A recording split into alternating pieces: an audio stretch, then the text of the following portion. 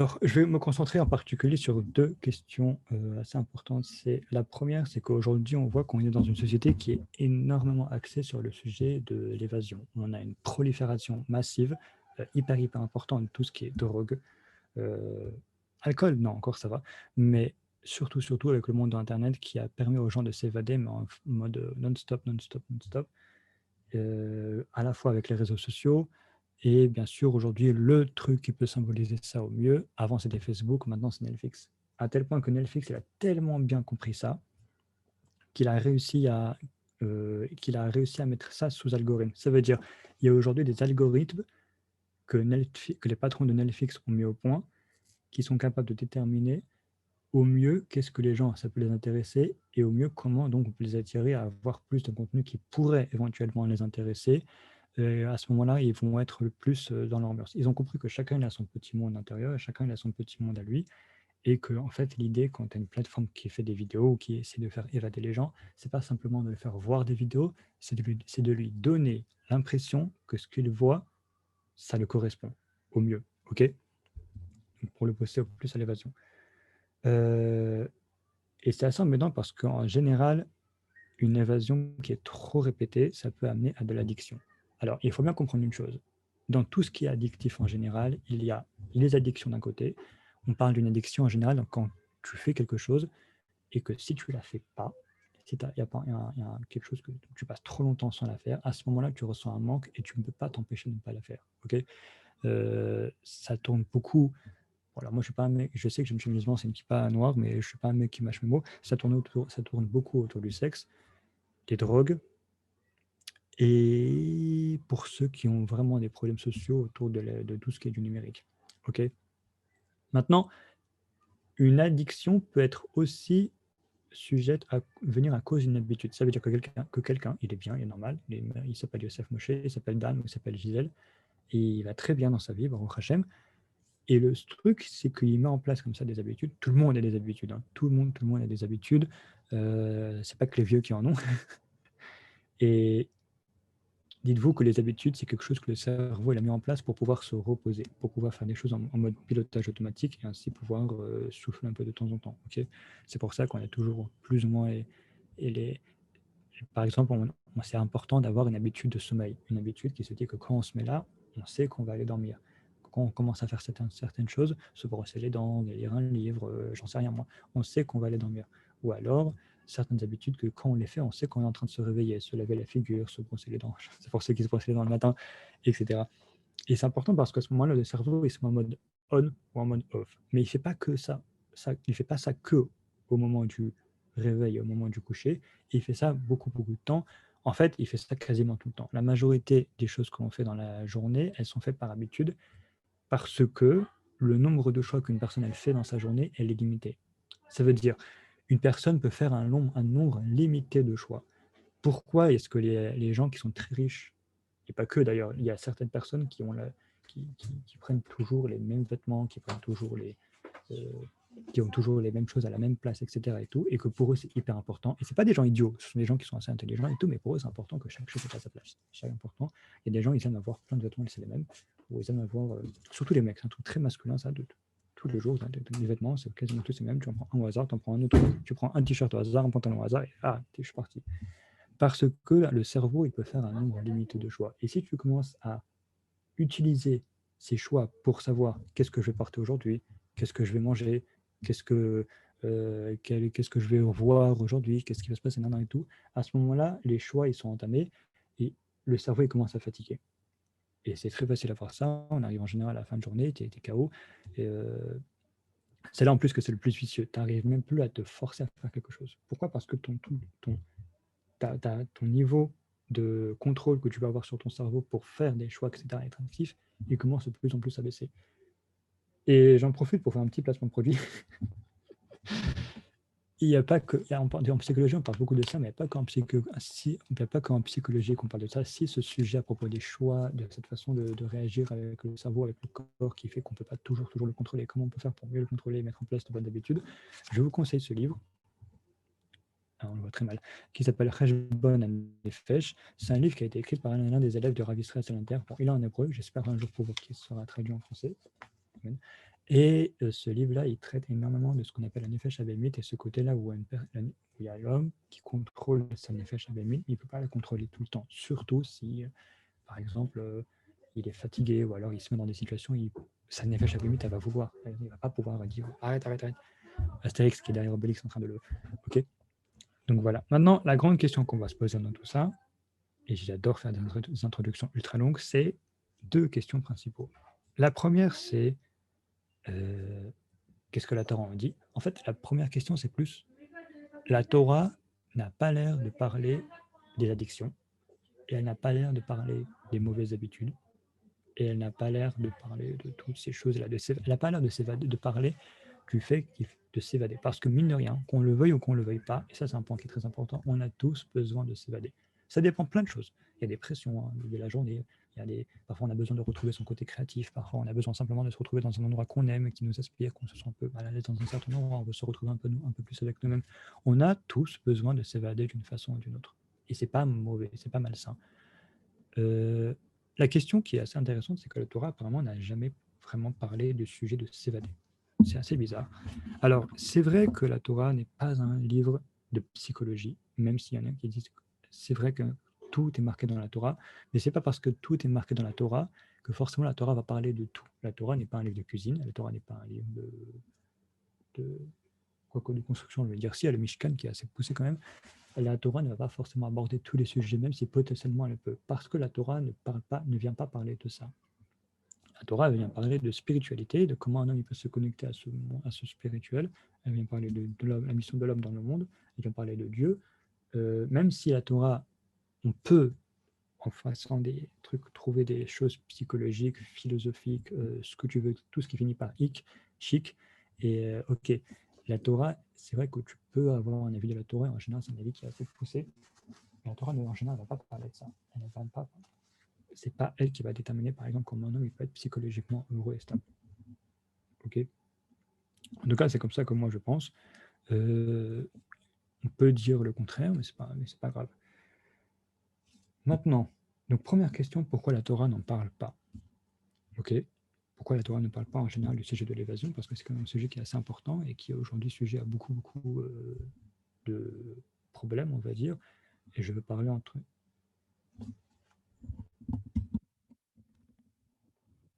Ouais. Attends, c'est un truc qui est sujet. C'est mieux là? C'est un truc. Là. Ah, c'est mieux hein, quand on rapproche le micro. Donc la Torah, c'est vrai qu'elle pas un des gros problèmes qu'on a aujourd'hui qui est lié à l'évasion et que les gens ils en ont bien profité aujourd'hui, c'est tout ce qui est l'industrie pornographique. Tout simplement. Voilà, c'est tout. Et ça, c'est un énorme problème pour toi, donc c'est dommage que l'on ne parle pas. Deuxième question, c'est que, alors ça, c'est un peu plus pointu. En fait, quand on réfléchit bien, la Torah, elle parle, oui, de s'évader. Elle parle un petit peu de l'homme qui est un peu dans sa bulle et tout. Mais elle ne parle pas de n'importe quelle bulle. Si vous voyez bien les Mamarim Chazal et tout, un des trucs. Non, en fait, laissez-moi tomber les Mamarim Chazal. Quand vous avez un tzaddik, imaginez le tzaddik que vous voulez, c'est quoi le monde dans lequel vous voyez qu'il est dans sa bulle et qu'il n'en sort pas? Genre, il a l'air de ne pas vouloir en sortir. Il a l'air de s'évader dedans et être complètement dedans. Quelqu'un est avec moi? L'évasion, c'est sa connexion avec Dieu. Sa connexion avec Dieu. Quand est-ce qu'on voit, vous avez tous entendu des histoires avec un tzaddik qui est tellement absorbé par son étude qu'il n'a pas entendu quelqu'un l'appeler, il n'a pas entendu un truc qui se passe à côté de lui, il n'a pas entendu si, il était complètement ailleurs, mais complètement ailleurs. Non? Vous avez jamais entendu une histoire comme ça? ouais, si, j'en ai pas en tête, mais ouais, bien sûr. Bah, si vous n'avez pas d'histoire en tête, je vais vous en raconter une tout de suite, c'est pas grave. Il y a un qui s'appelle l'Admour de Gour. En général, les Gours, c'est des chauds. Ils sont très très chauds en général. Mais l'Admour de Gour, c'est un niveau au-dessus. Ok. Euh, une fois, il était chez lui à la maison en train d'étudier. Il étudie normalement, tout va bien. Et son fils, qui était dans la même pièce que lui, juste à côté de lui, il a un malaise et il s'évanouit. Et là, toute la famille, elle est paniquée, et tout, etc. Elle commence à le réanimer, jeter de l'eau, faites quelque chose, tapez-lui sur les joues. Et, hein, finalement, petit à petit, il se réanime. Maintenant, pendant toute cette scène-là, l'Admour de Gour, il était dans la même pièce, il n'a rien vu. Mais que dalle. Ok. Quelques instants plus tard, il se lève un peu de son étude, il voit son fils qui est tout complètement en eau, littéralement, et comme par terre et tout, il dit: qu'est-ce que tu fais là? Et puis il dit: écoute, papa, je me suis évanoui. Et son père, il dit: écoute, c'est bien que tu t'évanouisses. Moi aussi, ça m'arrive de temps en temps de m'évanouir, mais t'inquiète pas, laisse un petit peu, après ça va passer. T'inquiète pas, moi aussi je m'évanouis quand j'étudie. Il n'y a aucun problème, ça arrive à tout le monde. J'allais dire, il est où le ridouche. Il y en a un autre qui ça arrivait souvent, ça, c'est le Rav Ovadia Yosef. Rav Ovadia Yosef, une fois, il n'avait pas dormi pendant 3 jours. Il avait étudié pendant 3 jours d'affilée, il n'avait pas dormi. Et les gens ils étaient vraiment inquiets pour son état. Ils étaient vraiment très inquiets pour son état de santé. Ils savaient pas, ils voulaient lui dire, va dormir et tout, ils ne voulaient pas. Sûrement, il devait être en train d'écrire une chouva, une réponse à l'Afrique. Et bon, les réponses à l'Afrique du Rav Ovadia Yosef, c'est pas pour savoir si on peut manger des pop-corn et si c'est chez Akol ou à Motsi. C'est plus pour savoir s'il y a des gens qui peuvent se marier avec d'autres. C'est pour savoir si des gens qui sont juifs ou s'ils sont goy. C'est un niveau, quoi. Pendant 3 jours, il a écrit une lettre avec des arguments, des post-it, et tout, des livres, etc. Et, tout, et les gens, ils ne savaient pas quoi faire. 3 jours non-stop, sans dormir, sans manger, sans rien. Et à un moment, ce qui devait arriver arriva. Et c'est évanoui complètement par terre. Et là c'est la panique, pour ceux qui ont la ref. Et on essaie de le ranimer, on appelle en urgence un médecin, et tout, etc. Et à ce moment, il se réveille, il fait quoi, qu'est-ce qui se passe, qu'est-ce que vous faites tous là, il se passe quoi? Et c'est la famille, elle dit, écoute, papa, grand-père, tu t'es évanoui, c'est grave, il faut que tu fasses une pause. Il a la réponse du Rav Yosef. Et alors, si je me suis évanoui, ça arrive, non? Des fois, je m'évanouis, je m'évanouis un petit peu. Après, je me réveille, je continue à étudier. Ça, laisse-moi tranquille maintenant. Donc, la Torah parle un petit peu, enfin, pas la Torah exactement, mais plus en général dans la culture juive, on a un peu ce truc où ceux qui représentent la Torah, ils ont effectivement une forme d'évasion qui est assez poussée, c'est dans l'étude de la Torah. Ok. Maintenant, la question, elle est, est-ce que moi, j'ai forcément envie de m'évader? Est-ce que c'est vraiment un modèle pour moi de m'évader dans l'étude de la Torah et être tellement dedans? C'est comme si, genre, et si maintenant, j'ai pas envie de m'évader dans l'étude de la Torah, j'ai envie d'être un homme normal, il n'y a pas un autre truc qu'on peut s'évader? Comme si la Torah, elle est un peu en train de dire, de prime abord, ok, t'as pas le droit de t'évader, netto, parce que moi, je connais pas ça. Par contre, si tu veux, tu peux t'évader dans l'étude de la Torah. Voilà, ça, c'est bien, tu vois. Et moi, je me dis, pourquoi? Je suis obligé, genre, la seule chose que je peux faire, si j'ai envie de me changer un peu les idées, c'est étudier. Je peux pas faire autre chose. Ok. Alors, c'est une question et c'est pas une question. L'idée, c'est juste de mettre un petit peu en lumière ça et de mettre un petit peu en lumière ce truc qu'on a en tête des fois de se dire, allez, c'est-à-dire qu'ils ne sont que dans l'étude, ils ne sont jamais avec nous et tout. Bon, ce qui n'est pas entièrement fou, mais peut-être des fois, c'est justement quand on est trop dans l'étude qu'on est plus connecté aux gens que ceux qui sont sur Terre. Par où commencer? Il faut savoir que dans tout ce qui est... Combien de temps il me reste, Dan? Je ne saurais pas dire. Je pense un quart d'heure, je pense. Je sais pas. Je ne saurais pas dire. Génial. La moitié, c'est la question et la moitié, c'est la réponse. Il faut savoir que dans tout ce qui est lié à l'évasion, il y a 2 types d'évasion. Oui, tout le monde a besoin de s'évader. La question, c'est comment on peut s'évader efficacement. Il y a un livre ici, je ne sais pas si vous arrivez à lire, il s'appelle Comment obtenir ce que nous désirons et apprécier ce que nous possédons, de John Gray. John Gray, c'est lui qui a écrit Mars et Vénus. J'adore John Gray parce qu'il a écrit plein de livres intéressants. Il lui dit que toutes les personnes, surtout les personnes sensibles, sont amenées à donner et recevoir des énergies positives et des énergies négatives. Donc les énergies positives, c'est cool, ça tout le monde adore. Une des personnes qui est assez connue aujourd'hui qui dégage beaucoup d'énergie positive, c'est les youtubeurs qu'on connaît aujourd'hui, comme McFly et Carlito, Squeezie aussi, qui est pas mal aussi. En fille, il y a Lenia Situation, je crois. Et donc ces gens-là qui arrivent à dégager énormément d'énergie positive. Mais il faut savoir que plus une personne dégage de l'énergie positive, plus une personne absorbe de l'énergie négative. Parce que ça va au niveau de la sensibilité. Plus quelqu'un est sensible, plus il va donner et recevoir. Ça, c'est cool. Maintenant, la question, elle est comment tu vas gérer les énergies négatives que tu reçois. Alors, quand je parle d'énergie négative, je ne suis pas en train de faire la spiritualité, c'est très simple. C'est par exemple, tu vas rencontrer quelqu'un, tu es super content, là, et tout, tu as fait une douche, tu es sapé comme jamais, pour ceux qui ont la ref, tu es, bien habillé, tu es classe, tu es propre, tu es content. Tu sors dans la rue et tu vas voir un pote que tu connais bien, et là, il me shun, genre. Mais vraiment, il me shun, genre. Il y a quoi? Oh, j'ai cassé avec ma meuf, oh, j'ai assis, oh, c'est nul, c'est dur, la vie, j'en ai marre. Ou alors, tu es bien, tu es réveillé, tu es super content, tu as une super journée, et là, tu ouvres ton WhatsApp, et là, tu vois un mec que tu parles jamais, un mec qui te dit, écoute, s'il te plaît, tu peux, j'ai un souci, j'en ai marre de la vie, et tout, etc. Genre, toutes sortes de personnes comme ça qui te racontent que des problèmes, que tout ce qu'ils sont à dire, c'est que des problèmes, ou alors c'est toi, par exemple, tu te lèves le matin et tu es sûr que tu as reçu ton virement aujourd'hui et non, tu ne l'as pas reçu. Donc, du coup, tu vas être obligé d'annuler ta soirée avec tes potes. Affreux. Etc., etc. Alors, lui, ce qu'il dit pour aider les gens à gérer leur énergie négative, c'est de la faire sortir, de l'extérioriser. Alors, et comment on extériorise une énergie négative? En appelant un curé, un prêtre, qui va faire une extériorisation. Non, je rigole. Il dit il y a deux choses qui aident une personne. La première, c'est la méditation. Ok. Alors lui, il parle beaucoup de la méditation pour se retrouver avec soi et tout. De toute façon, quand vous lisez du développement personnel, il y a beaucoup de méditation. Et encore, pouvoir rajouter beaucoup, mais j'ai pas le temps. La deuxième chose qui dit que ça, c'est vachement intéressant, c'est une balade dans la nature. Parce que la nature, physiquement, elle absorbe les gaz CO2 et tout que nous, on expire. Elle travaille, elle ressort pour en faire de l'oxygène que nous, on inspire. Et il faut savoir que c'est pareil aussi au niveau sentimental, c'est-à-dire qu'elle est capable d'aspirer les énergies négatives d'une personne pour en refaire de l'énergie positive. C'est hyper intéressant. Et c'est pour ça que une balade en nature, c'est ultra bénéfique. Et aussi, par exemple, que beaucoup d'artistes sont connus dans leur loge, ils ont beaucoup de plantes, beaucoup de choses, etc. et tout, parce que ça les aide justement un peu à... Voilà. Vous avez compris. De toute façon, j'ai pas le mot. Et du coup, ça, c'est un peu dans le monde Goy, quelque chose qui nous aide un peu à lâcher prise tranquillement. Ok, soit en se ressentant. Alors, la méditation, aujourd'hui, est-ce que la méditation c'est bien, est-ce que c'est pas bien d'après la Torah? C'est un peu un cours à part entière, j'ai pas envie de passer trop de temps là-dessus, mais en gros, tant que ça reste. Mon rave, il aime pas la méditation de base. Moi, j'ai un rave, c'est il a quelqu'un d'un certain niveau, Baruch Hashem. Quand je parle de méditation, il m'a dit non, que dalle. Donc, je ne peux pas dire que c'est permis, même si j'ai vu des rabbinim qui permettent. Mais en général, même si d'après les rabbinim qui permettent la méditation, c'est surtout dans un cadre où l'idée, c'est de rester connecté au moment présent, de vivre au présent. Ça, de toutes les façons, vivre au présent, tout le monde est d'accord que c'est pareil. Pas plus tard qu'hier, j'écoute un cours durant un petit retreat où il parlait de ça, et du coup, en plus. L'aide des doutes, c'est la méditation juive. Oui et non. C'est ça le truc.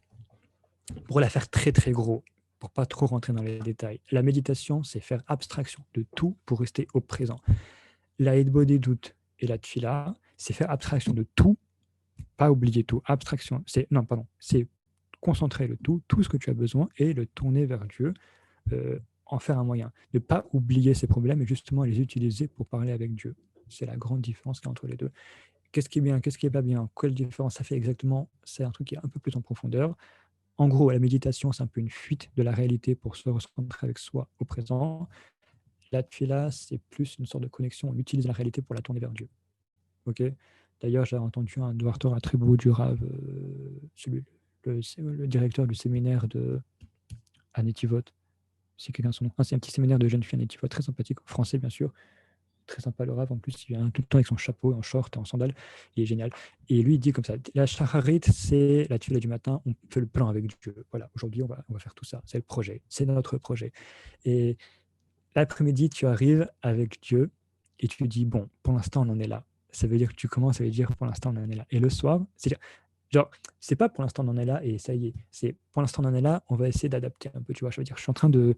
Tu vois, des fois ça arrive avec ton pote, tu fais un projet en plein milieu, tu dis bon, on va réadapter un petit peu, finalement on fait ci, finalement on fait ça, etc. Et tout, tu vois. L'après-midi c'est ça. Et le soir, c'est à la fin, tu as tout fait, tu fais un bilan, tu te dis écoute, mais pas un bilan, on n'est pas en train de travailler, on est en train de dire écoute, c'est plus un bilan émotionnel. Voilà, finalement on a fait ci, je ressens comme ci, je ressens comme ça. C'est un peu ça y est, on ferme les compteurs, on fait un bilan de la journée. Voilà, ça arrive vite. En gros. Il y a deux choses, deux types d'évasion. Une évasion physique et une évasion nafshi, une évasion qu'on va appeler plus intérieure, pnimi. Dans l'évasion physique, ça peut se faire avec la nature, comme il a dit John Gray, ça peut se faire avec des amis, parce qu'il n'y a pas que la nature qui absorbe les mauvaises ondes, il y a aussi les gens, mais attention, les bonnes personnes. Et c'est pour ça que c'est intéressant, quand il a dit le Rav, une des 5 choses, enfin, je crois pour lui les meilleures choses, il a dit c'est un bon œil, il a dit c'est il dit avoir un bon ami, un bon voisin ou un bon ami. Et les deux sont importants. Un ami, c'est quelqu'un qui va influer sur la personne directement, c'est mon ami, c'est mon proche. D'ailleurs, le sujet de l'amour et de l'amitié, c'est hyper intéressant. Il y a un livre qui parle de ça, c'est hyper intéressant. C'est faire un Brit. Le voisin, c'est quelqu'un qui va influer sur la personne, mais de manière indirecte. Ça veut dire, c'est pas forcément mon pote, mais je vis avec lui. Tu vois, c'est ambigu. C'est une manière un peu indirecte d'influencer. Et les deux, s'il arrive à avoir des gens positifs avec qui échanger un petit peu, etc. Et tout. De toutes les façons, John Gray, ici, dans son livre, il parle de 10 réservoirs d'amour qu'une personne a besoin de remplir. Je ne vais pas tous les faire maintenant, mais en gros, il y a un réservoir avec Dieu, un réservoir avec les parents, un réservoir avec les amis proches, ceux qui partagent les mêmes convictions et les mêmes valeurs que nous. Les gens cool, quoi. Et chacun sa définition de gens cool. Et donner, on a tous besoin de donner de l'amour, etc., etc., etc. Donc, une des manières, c'est de retrouver un cadre positif avec des gens qui sont positifs. La deuxième façon, qui est bien, et par exemple, c'est pour ça que les Chabad, ils ont bien poussé les choses en faisant des Farbrengen, par exemple. Et c'est quoi le slogan des Farbrengen chez les Chabad? C'est on est à plusieurs Nefesh Elokit, donc on est plusieurs âmes divines pour combattre une âme animale. Donc l'idée, c'est que les gens ils sont ensemble, Ardout, et que cette Ardout-là, on crée des choses qui sont joyeuses. Et la grande image qu'on peut mettre à ça, c'est un feu. Le feu, c'est quoi un feu? Ce feu-là, pour ranimer le feu de la joie, un feu, c'est pas un élément, contrairement à la terre. Quoique la terre aussi un peu. Quand tu regardes bien, le feu, c'est un ensemble de plein de petites flammes qui ensemble forment un feu. Mais un feu, un seul. Ok. Bon, la terre, c'est plus des ensembles de plein de petits morceaux de terre qui se collent dans d'autres, qui font un peu une pousse de terre. L'eau, c'est un ensemble de petites gouttes qui font un peu une eau. Et c'est intéressant de dire que finalement, si tu veux faire quelque chose, tu arrives à avoir une union, tu arrives à avoir quelque chose de très très fort. Est-ce que c'est ça? Est-ce que c'est pour ça que les Chachamim ils ont institué qu'on fasse cette fila Béminian avec 10 personnes? Je ne sais pas. Je pense que c'est plus pour avoir une question de communauté, mais on n'est pas loin. L'autre chose qui est plus nafshi, intérieur, une évasion intérieure, ça touche à la tfila, c'est vrai, mais la tfila, c'est plus une question de parler à Hachem. Et on n'est pas là pour se détendre. On ne va pas faire une tfila pour se détendre. En tout cas, moi, j'ai jamais vu des gens qui font ça. Même s'il y a des doutes, oui, on parle avec Hachem d'une façon un peu moins officielle, et ça, c'est cool. D'ailleurs, Rabbi Nachman de Breslev, où est-ce qu'il conseille le plus de faire la des doutes? Dans la nature. Allez, John Gray. Du coup, la tfila et le des doutes, c'est bien. Une autre façon de s'évader qui est hyper intéressante d'après la Torah, c'est les nigonim. Tout ce qui est lié au nigonim, tout ce qui est lié au chant, c'est une façon qui est très très forte de s'évader. Et quand je vous ai dit que les tzaddikim ils s'évadent beaucoup, enfin ils ont l'air de beaucoup s'évader avec l'étude de la Torah, c'est vrai et c'est pas vrai. Parce que ce que je vous ai dit, c'était juste un énorme grossissant, juste pour vous dire que je vais en parler. Mais en réalité, les tzaddikim, quand ils font un nigun, n'importe qui, en fait, quelqu'un qui fait un nigun, il peut arriver vraiment à des olamot qui sont très très très élevés, bien plus haut que ce qu'il peut arriver en étudiant la Torah. Ça, c'est même pas. J'ai même pas besoin de vous dire où c'est marqué, tellement c'est logique. Et oui, quelqu'un qui fait un nigun, quelqu'un qui fait un c'est un moyen de s'évader qui est ultra méga efficace. Alors vous allez me dire, si j'ai pas envie de faire un nigun, n'importe quel chant qui fait plaisir, du moment que c'est un chant qui est propre, et j'insiste bien, un chant qui est propre, de préférence. Alors, la grande force des chants qui sont kadosh avec des mots de gdusha ou alors des nigunim, c'est ceux qui les ont écrits. Toute la différence entre un nigun et un chant normal, c'est que celui qui l'a écrit est une personne qui a un très haut niveau, et celui qui et alors qu'un chant normal, c'est celui qui l'a écrit, c'est juste un chanteur X ou Y lambda. Et la grande différence, c'est même si le chanteur il fait des trucs cool, au niveau de la puissance, au niveau de la qualité du nigun en soi et de ce qu'il peut faire, un nigun qui a été fait par un vrai admour, par un vrai tzaddik, il peut avoir une influence beaucoup, beaucoup plus forte. C'est un peu comme si je vous dis, pour voir un film, non, attends, comment je pourrais... c'est comme si je vous dis que il y a un chant ou une musique qui est made in China et la musique made in France, fabriquée en France. C'est pas du tout de la même qualité. Même si tu me dis en France, au Japon, en Chine, il y a des trucs qui sont cool et tout, mais c'est du made in China, tu peux rien faire avec. Il y a des trucs, c'est de bien meilleure qualité. Et même si des fois tu comprends pas, pour peu que tu évolues un petit peu dedans, tu peux comprendre très rapidement. Il y a des négonymes qui sont très très profonds. D'ailleurs, ça serait bien de partager une playlist avec des bons négonymes, tiens. Faudrait que j'y pense. Et voilà, pour peu que. Il n'y a pas que les Négonim Chabad, les Breslev ont des Négonim très très très profonds aussi. Et chacun, il peut trouver un Négoun. On n'est pas obligé d'adhérer à tous les Négonim, c'est vrai, mais chacun, il peut trouver par rapport à ce qu'il aime quelque chose qui peut lui parler. Les Négonim ont une portée spirituelle. Et c'est ça qui est très important. Un chant a une portée. Quand un chanteur il fait un chant, il écrit un chant, comme Gad Elbaz, je fais dire Gad Elbaz ou j'en sais rien qui. Justement, pas à jour, moi, il y a qui aujourd'hui comme chanteur? Ishaï Ribo. Ishaï Ribo, pas Booba. Je pense il y a un gars, Maître Gims, quelqu'un, un chanteur que tout le monde connaît. Bref, et quand ce genre de gens-là, ils font une musique, ils écrivent un chant, à ce moment-là, ils vont plus avoir quelque chose de riche, quelque chose d'émotionnel. Mais un Admour, un tzaddik, quand il fait un nigoun, il va se concentrer sur quelque chose de spirituel. Et même si, plus que, si c'est beau ou pas, spirituellement, qu'est-ce que ça fait chez la personne? Et même si, quand tu chantes un nigoun, quand tu chantes un chant, tu vois pas trop la différence, pour peu que tu sois un petit peu sensible, et ça, les gens sensibles vont sûrement se reconnaître là-dedans, pour ceux qui sont un tout petit peu sensibles, ils vont voir tout de suite la différence qu'un nigoun ne fait pas la même chose qu'un chant. Même si c'est un chant qui est propre, hein, même si je vous dis un chant classique, un magnifique Mozart ou un Iruma, je crois que c'est un coréen qui fait des trucs au piano que j'adore, très beau, ou un truc à guitare très très beau, c'est pas du tout la même chose, ça amène à des choses qui sont complètement différentes. Voilà. Maintenant, qu'est-ce que je pourrais rajouter là-dessus? Qu'est-ce que je pourrais rajouter là-dessus? La Torah. Alors, pourquoi est-ce que des gens qui étudient la Torah, qui étudient tellement la Torah que ça a l'air qu'ils s'évadent à l'intérieur? Il faut savoir que dans la Torah, et en fait, il n'y a pas que le Nigoni pour s'évader, il y a aussi l'étude de la Torah. Et il faut bien savoir une chose. Dans l'étude de la Torah, il y a deux types d'études de la Torah. Et ça, c'est pas ce que tout le monde sait. Il y a. Alors, Gisèle, je ne sais pas si tu comprends tout, je suis sûr que oui, mais si jamais tu as une question, n'hésite pas. En tout cas, Dan, il n'a pas hésité. Du coup, dans l'étude de la Torah, il y a deux aspects dans l'étude de la Torah. Le premier, c'est ce qu'on va appeler quelque chose qui est rikshi, quelque chose qui est émotionnel. Alors, on ne va pas parler de l'halakha, parce que l'halakha, c'est plus quelque chose qui est cérébral, quoique aussi en fait. Donc, on a quelque chose qui est très émotionnel et qui va beaucoup porter sur... Alors, il y a beaucoup de livres qui traitent des sujets de moussard un peu émotionnels. Déjà, à la base, le En Yaakov, c'est dans l'Agmara. Dans l'Agmara, il y a la partie Iyun de l'Agmara et la partie avec des histoires, des trucs machin et tout. D'ailleurs, j'en profite pour annoncer, excellent, j'en profite pour annoncer que Bezrat Hashem, je travaille sur un cours, que j'espère qu'il sera prêt, et les meilleures blagues du Talmud, de prendre les meilleurs passages de l'Agmara, les plus drôles, les plus sympas, et pouvoir à la fois montrer qu'est-ce que c'est un peu des passages marrants de la Gemara, mais aussi pouvoir montrer un peu qu'est-ce que c'est quoi un peu les éléments qui ressortent, parce que je suis sûr que ce sont des choses qui sont mine de rien très intéressantes. On dit que on dit qu'à l'époque de la Mishnah, donc il y a 2000 ans, on apprenait des fois des halachot à part à la servante Goya, non juif, qui servait chez Rabbi Yehuda Anassi, le Nassi de la génération, tellement il était grand en Torah. Donc des fois, des gens comme ça de la Gemara, des gens qui sont aussi énormes, des fois même des blagues chez eux, ça peut apporter chez nous une certaine notion de valeur ou une certaine notion qui sont très intéressantes, euh, comme ça. Donc, dans l'étude de la Torah, il y a deux parties d'étude. Une étude cool, donc avec toutes sortes d'histoires qu'il y a dans la Gemara, qu'il y a dans le Me'am Loez aussi. Il y a dans les Moussard, il y a beaucoup de livres de Moussard qui vont apporter un peu des histoires, des machins et tout. Je les ai pas en tête.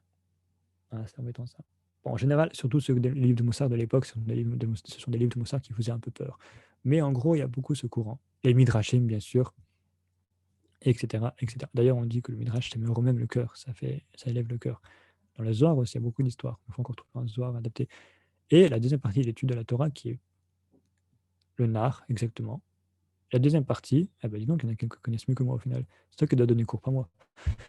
La deuxième partie de la Torah, c'est une partie qui est plus cérébrale. Ça veut dire que c'est quelque chose qui va plus s'orienter vers des réflexions. Alors, forcément, quand on va parler de réflexion, ça va être dans la halakha, pour savoir ci, pour savoir ça, qu'est-ce qui est moutard, qu'est-ce qui est assour, qu'est-ce qui est cachère, qu'est-ce qui n'est pas cachère, etc. Et tout. Mais pas que. Tous les livres qui vont parler de façon intellectuelle, par exemple, le livre Reshbon et Nefesh que je vous ai parlé tout à l'heure, c'est un livre qui, d'Afka, il parle d'un style de moussard intellectuel. On va réfléchir. Il ne va pas donner une notion qui vont te faire oh, non, ça va être un livre qui va vraiment te faire réfléchir et qui va vraiment t'apprendre des notions. Il cartonne, hein, et il carbure même beaucoup d'ailleurs. Et pourtant, il est petit, hein.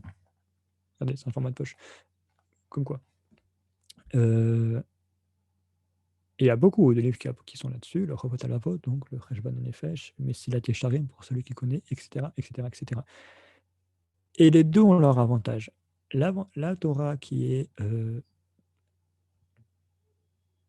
assez émotionnelle, sympathique et tout, c'est une Torah qui est bien à s'évader de temps en temps. Un midrash, un petit truc même et tout, c'est très bien pour retrouver une bonne ambiance, même avec soi-même tout seul, c'est très bien comme ça. de façon à la tête reposée, de pouvoir kiffer un petit moment d'études, etc. Et tout. Alors, ça ne va pas dire que la tzadikim il faisait que ça, mais bon. Et bien sûr, le vrai morceau, ce sont les morceaux qui sont plus cérébrales, avec la halachot, avec la Gemara, avec le... Et il ne faut pas croire que parce que c'est cérébral, que c'est forcément pas intéressant. Au contraire, quand tu vois des choses cérébrales dans la Gemara, et donc faire un Daf Yomi, par exemple, tu vois tellement plein de choses que rien qu'à la façon dont ils se parlent entre eux ou dans les histoires, tu as des tonnes de valeurs qui sont hyper intéressantes. Ça nous permet de nous évader dans un environnement qui est très propre, dans un environnement qui est plein de valeurs, plein de bonnes valeurs, et qui est très enrichissant pour la personne, et qui ne va pas défoncer une personne comme la drogue ou des films plus. Ok. Un tzaddik, quand il étudie en général, ok, un tzaddik, quand il étudie en général, il fait un peu des deux, mais en général, il est plus dans un côté cérébral. C'est plus. De toutes les façons, je vais vous dire une chose. Il y a trois types de tzaddikim. Il y a un tzaddik qui est fort, qui est spécialisé en Torah. Son truc, c'est la Torah, étudier la Torah et enseigner la Torah. Il y a un tzaddik qui est très très sensible. Baba Saleh, par exemple, il en faisait partie, etc. Rabbi Nachman de Breslev, pour citer que lui. Et enfin, ceux qui sont dans les bonnes méthodes, les bonnes actions, ceux qui font beaucoup de chesed. Ça peut arriver qu'un tzaddik qui peut avoir deux, voire trois types de profils de tzaddikim, mais en général, voilà, c'est pas grave si un tzaddik qui est que là-dedans. Il y a des intellectuels qui se donnent toute la journée à des mathématiques ou à la psychologie ou à toutes sortes de philosophies ou toutes sortes de choses. Il y en a qui ont voulu s'adonner entièrement à la Torah, c'est leur choix, c'est un type de tzaddikim. Mais ça, c'est un type parmi tant d'autres, il y a plein de types de tzaddikim.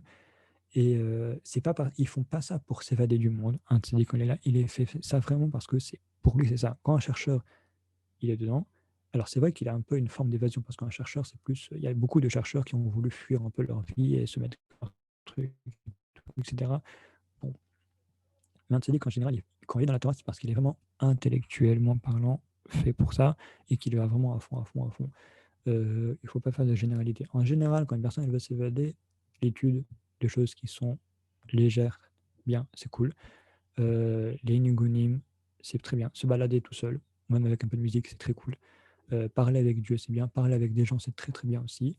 Le tout est de ne pas dépendre de quelque chose. Parce qu'à partir du moment où ce que tu fais pour te libérer un peu de toutes tes énergies négatives et tout ce qui ne va pas dépend soit d'un appareil, soit de quelqu'un, et dépend beaucoup de ça. Alors ça, tu peux avoir des gens avec qui tu peux parler et tout, qui font et tout. Mais à partir du moment où ces gens-là prennent une place trop grande et qu'ils deviennent presque, je ne dis pas entièrement, je dis juste presque, on est un peu en dessous encore. Dès que ça devient presque indispensable, ça devient méchant, ça devient soit de la dépendance affective, soit quand c'est un téléphone, de la dépendance numérique, soit ça. On commence à rentrer dans des choses qui sont un peu malsaines, relations toxiques, etc., etc., etc. Il faut savoir que dans tout ce qui est les relations, ce qui est important dans une relation, c'est ça, c'est un autre type qui l'a écrit. J'ai son livre là-bas, mais je m'en vais le chercher. Il ne reste que 2 minutes. L'amour et tout ce qui est les relations, ça doit être des faits. On fait des choses cool avec les gens. C'est pas un état. On ne doit pas se poser la question est-ce que je suis en état d'amitié avec les autres, en état d'amour avec l'autre? Est-ce que je fais? Ou est-ce qu'il. Surtout moi, en fait. Est-ce que je fais des choses? Est-ce qu'il y a des choses qui interagissent? Ok.